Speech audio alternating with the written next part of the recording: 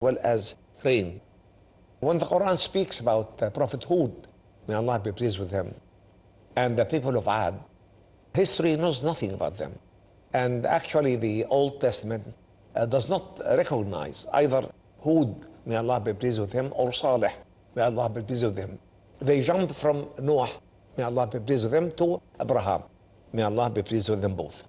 And that's why all archaeological and historical discoveries have testified to the historic precision of the glorious Quran. And this historic precision is enough to testify to every sane person that the Quran cannot be the work of man. It's the divine word in its divine purity. The mere discovery of the Ark of Noah on the slopes of Mount Judi in the southern part of Turkey is a unique testimony to the divine nature of the glorious Quran. This is simply because the Old Testament has been persistently, up until this moment, speaking about the Ark of Noah landed on Mount Ararat. And as we mentioned in the previous episode, Mount Ararat is a volcanic mountain that erupted several times in human history. And if the Ark was actually preserved on Mount Ararat, it would have been burned completely. The Quran says, قِيلَ يَا أَرْضُ ابْلَعِي مَاءَكِ وَيَا سَمَاءُ أَقْلِعِي وَغِيضَ الْمَاءِ وَقُضِيَ الْأَمْرُ وَاسْتَوَتْ عَلَى الْجُودِيِّ وَقِيلَ بُعْدًا لِلْقَوْمِ الظَّالِمِينَ. The Quran clearly emphasizes the fact that the Ark of Noah landed on Mount Al-Judi. The area between Mount Ararat and Mount Al-Judi is more than 200 miles.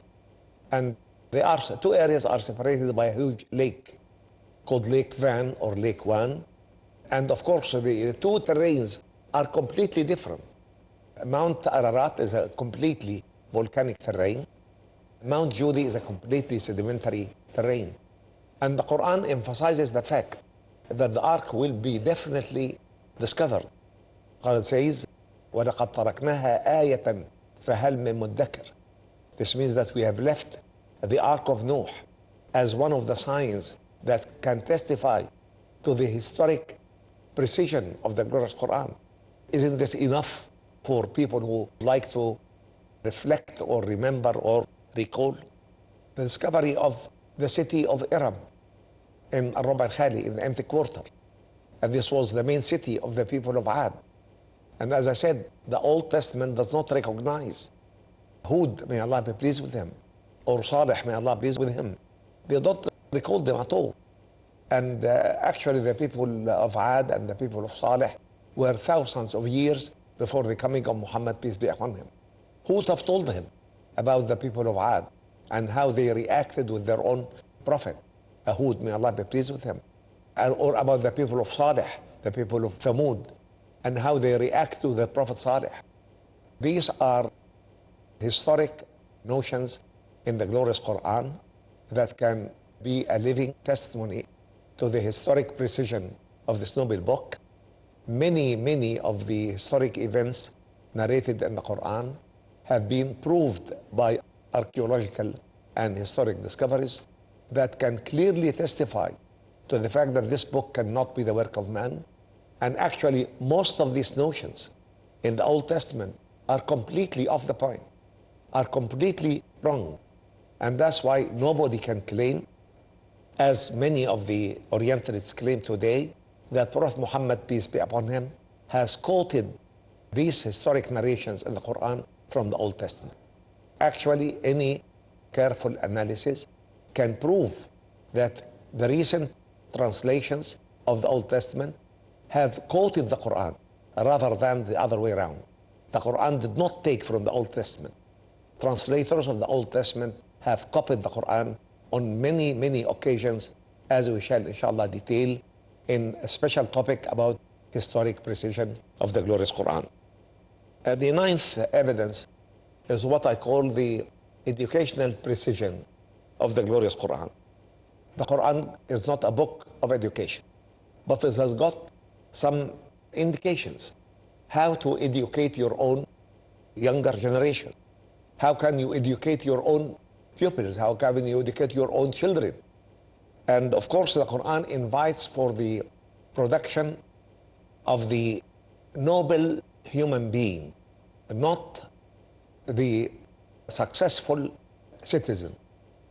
See, all current educational curricula invite for the production of a successful citizen. Success may not necessarily be established on the basis of right behavior. You can find many crooks who can be successful, many aggressors that can be successful, many cheaters who can be successful. And of course, to claim for a successful citizen actually implies nationalistic feelings and racial discrimination between people. The Quran invites for al-insan as-salih, the proper human being, as outlined in the glorious Quran, implies someone who knows his message in life precisely. And as we mentioned before, the message is bifold: being a good vicegerent on earth, a constructive element on earth, and being a good worshipper to your Creator without parallels, partners, or similars. So all the educational indications in the glorious Quran are far superior to any educational system man has tried to impose. The 10th facet that can testify to the divine nature of the glorious Quran is the psychological indications of this noble book. The Quran addresses the human self in the way that can exalt that self to higher levels in the scale of Allah, and these levels can never be reached by any human ideas about psychology or psychological medicine. It can never be reached because the Quran invites human beings to be good worshippers to their Creator and to observe that Allah is overwatching them every second of their existence on the surface of that planet, in the midst of the nights, or the darkest of the nights, or under the brightest of the days. Allah is watching you, is recording every word you utter, every action you take, every penny you earn, every penny you spend.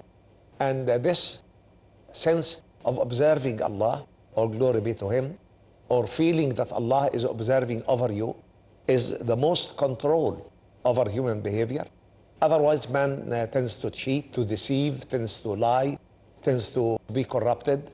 And that's why the psychological address in the glorious Quran is far, far better than any psychological advice in the area of human psychology or psychological medicine. The 11th facet that can testify to the nobility and the divinity of the, or divine nature of the glorious Quran is the economic precision in the glorious Quran. And we can see this in many of the Quranic legislations, such as almsgiving, the laws of inheritance, forbidding dealing with usury, and the rest. And inshallah, we'll come to a short break and we'll continue this topic after this break. And until we meet, I leave you in Allah's peace, wishing you the best and greeting you in our Islamic way. Assalamu alaikum wa rahmatullahi wa barakatuh.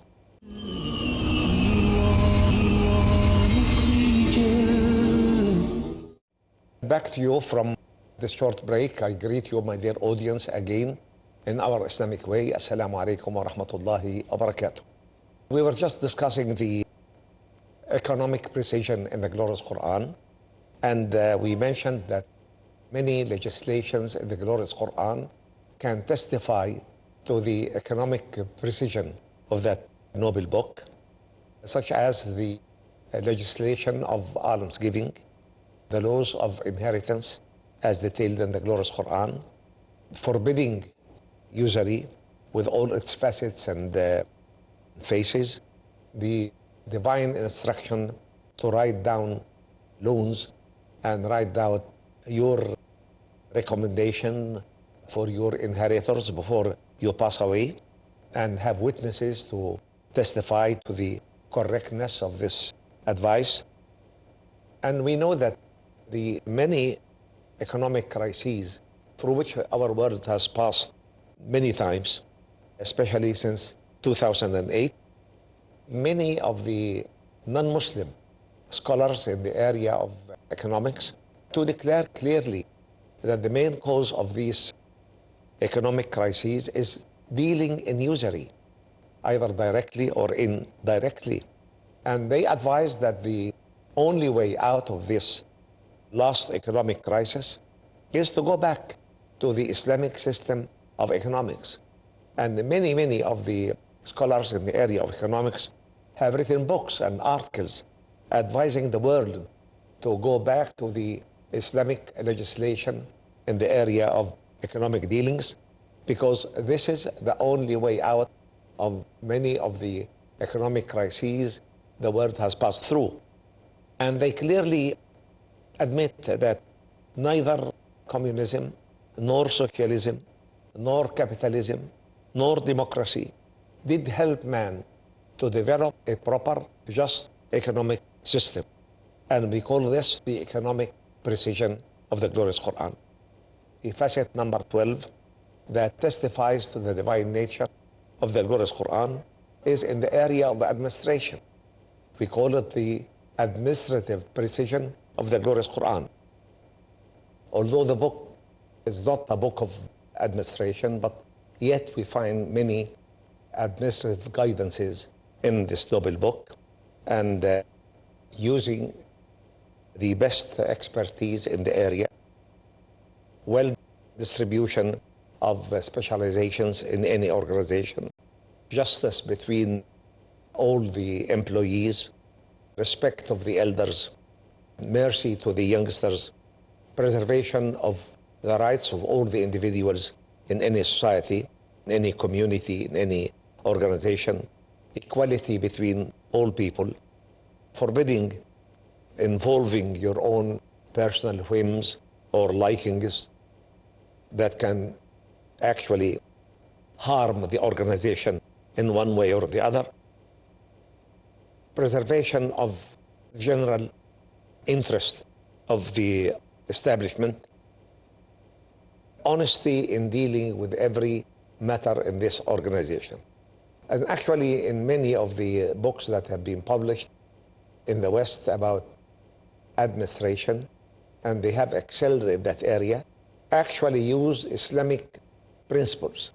They never went away from what has been taught in the glorious Quran, and that's why we consider this particular facet, the administrative precision in the glorious Quran, a testimony to the divine nature of that book. Thirdly, we speak about the miraculous nature of addressing the domain of the unseen in the glorious Quran. And we can see this actually in the existence of the angels. Many unbelievers of our time do not believe in angels. But of course, it's a basic foundation of the Islamic belief to believe in Allah, in His angels, in His prophets and messengers, in His books, the last hour, and in the life to come, and in all the other unknowns which the Quran has detailed and which non-believers cannot say a word about them. They only negate all that without any proof.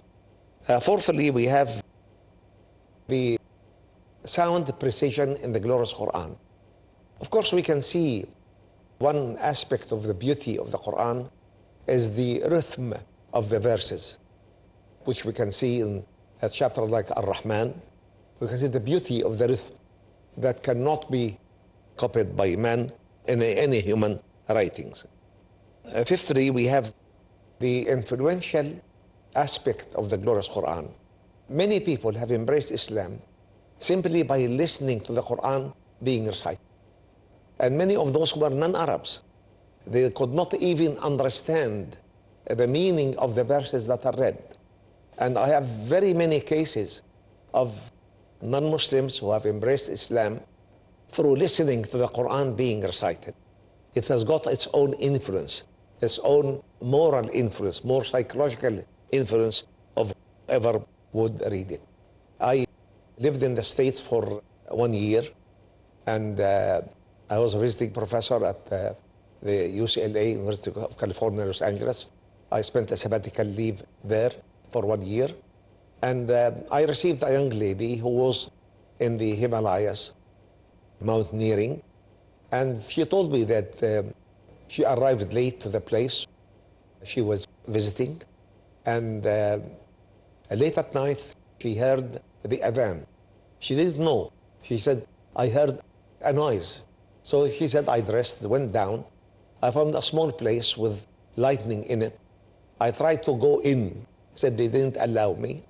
And they told me this is a place of worship. You are not allowed to go in. And she said, I stood out listening to the Quran being recited. She said, I felt a thrill in my body, in my heart, in my mind, although I could not understand what they were saying. And she came to ask about Islam, and she embraced Islam simply by listening to the adhan being given and the Quran being recited. And we call this the great influence of the Quran being recited or being listened to. The influential effect of the Quran on people who listen to it, even without understanding the meaning of the verses being read. The facet number 16 in these facets that can testify to the divine nature of the glorious Quran is the precise preservation of the glorious Quran for more than 14 centuries in exactly the same language of revelation, without a single letter being added to it or removed from it. And this preservation has been actually proved by many of the mathematical precision or mathematical control of the letters and words and verses in the glorious Quran. So we call this the preservation aspect. At number 17, we have the way in which the Quran is written. We call it the graphical precision of the glorious Quran. The way the words of the Quran have been written is a special way that can accommodate all the dialects of the Arabs and can express the numerous meanings of the verse. Because the Quran, one of its uniqueness is that the verse can come in a few words or actually a few letters, and these few words can maintain many ideas that all integrate without the slightest discrimination. And this is one of the greatest aspects of the glorious Quran, which we call it the graphical precision of the glorious Quran. Number 18, we have the challenge of the glorious Quran to the humans and the jinn, individually or together, to produce a book like the Quran, or 10 chapters like it, or even a single chapter like it. And this challenge has been standing for more than 14 centuries without a single sane person coming forward to say, yes, I could write a book or a chapter or 10 chapters similar to the glorious Quran. Not only in the style, but in the content as well. The language, the content, and the purity of the message. So we call this challenging power of the glorious Quran. Then we have what we call the precision of the message. The precision of the message of the glorious Quran. Because all the way through, the message is inviting for producing the good human being, the pious human being, the man who can understand his message in life. And then we have Ijaz al-Kamal al-Mutlaq, the perfection of the Quran, because a book like the Quran addressing many topics without a single mistake. These are facets, and many others can clearly testify to any sane person that the Quran cannot be the work of man. It is the divine word in its divine purity, preserved by the will of Allah. And until we meet in another episode, I greet you in our Islamic way. Assalamu alaikum wa rahmatullahi wa barakatuh. May Allah's peace, mercy, and blessings be with you all.